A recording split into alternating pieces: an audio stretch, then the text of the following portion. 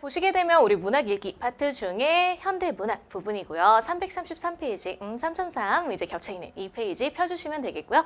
자, 그러면 이제 어떤 출제 경향을 보이는지가 나와 있습니다. 그래서 여러분 공부는 너무 범주를 넓혀서 내가 이거를 모든 걸 다 하겠다 하면 좋은데 안 되잖아요. 그렇죠? 그러다 보니까 핵심적인 거, 출제되는 거 포인트만 찝어서 같이 보도록 할 거고요. 그래서 쌤 강의에서도 여러분 그런 거 보지만 여러분 복습하실 때도 항상 교재에서 이야기하는 유형에 맞춰서 복습해 주시는 것들 연습을 해주셔야겠습니다. 그래서 그럼 오늘 과연 무엇을 같이 볼 거냐 보시게 되면 현대식 먼저 한번 보면 이런 걸 같이 볼 겁니다. 여러분 그래서 화자가 어떤 상황에 처해 있고 그것에 어떻게 대응을 하고 있냐. 그래서 약간 긍정이냐 부정이냐. 그리고 태도 같은 경우도 내가 포기할 거냐 아니면 그래도 난 여기 내가 도전해 보겠어. 약간 이런 의지를 볼 거냐. 이런 것들 같이 한번 살펴볼 겁니다. 그래서 모르는 시가 나와도 해석할 수 있는 능력을 길러야 된다라는 거 오늘 같이 확인하면서 그렇지만 그게 결코 어렵진 않다. 쌤이 얘기하는 대로 가면 된다라고 생각해 주시면 됩니다. 그래서 그런 거 같이 확인하는 시간 가져보도록 할 거고요. 그다음에 두 번째 이제 현대문학 같은 경우는 아니 현대문학이 아니라 현대소설 같은 경우는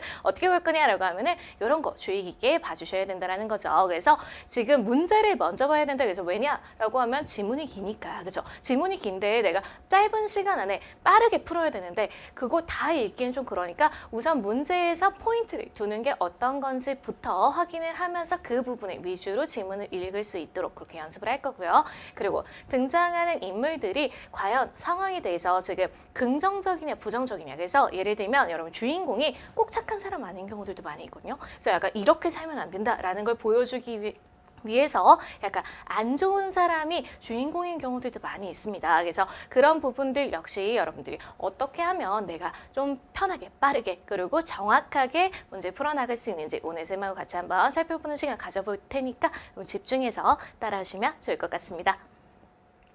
자, 그래서 출제자의 의도를 파악하고 그리고 다양한 질문을 접해보는 그런 시간으로 여러분 여겨주시면서 가보도록 하죠.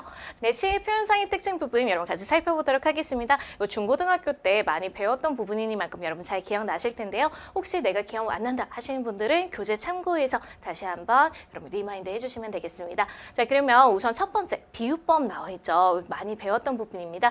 비유법 안에 우리 구체적으로 어떤 것들이 들어가 있냐 여러분 확인해 주시면 이런 것들이 들어가 있습니다. 여기 교재에 안 나와 있는 것들도 있으니까 여러분 추가적으로 좀 필기해 주시면 좋을 것 같고요.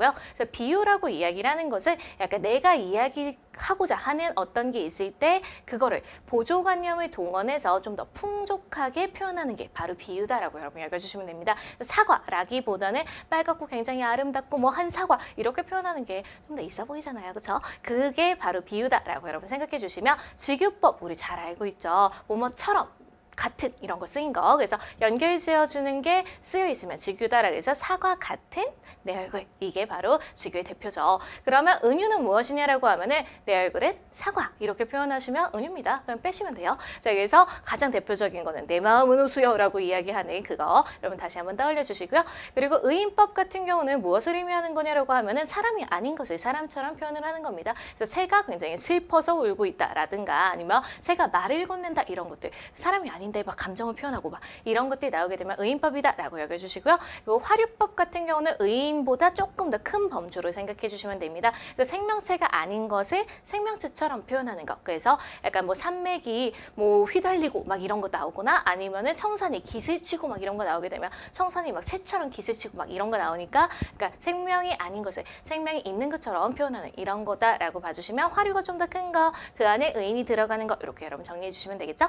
자, 그리고 마지막에 나와 있는 대유법은 여러분 조금 어려워하시는 경우들이 있는데 이거는 사물의 일부나 특징을 들어서 전체를 표현하는 게 바로 대유입니다. 그래서 대신해서 비유한다. 약간 이 느낌으로 여러분들이 용어를 기억을 해주시면 되겠고요. 이 안에 우리가 환유랑 제유가 들어갑니다라고 기억을 해주시면 됩니다. 그래서 대유법 안에 환유 있고 제유 있다라고 여러분 구분을 지어주실 수 있으셔야겠고요.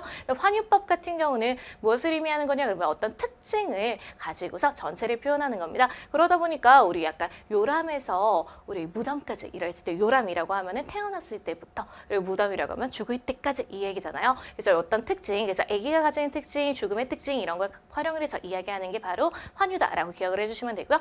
제유 같은 경우는 여러분 사물의 일부를 가지고라는 얘기죠. 그래서 그래서 예를 들면 가랑이가 넷이어라라고 이야기를 합니다. 그러면 다리가 네 개라는 얘기잖아요. 그러면 사람 몇 명, 두 명 이렇게 판단하실 수 있는 게 바로 제휴입니다라고 여러분 기억을 해주시면 됩니다. 어렵지 않았죠?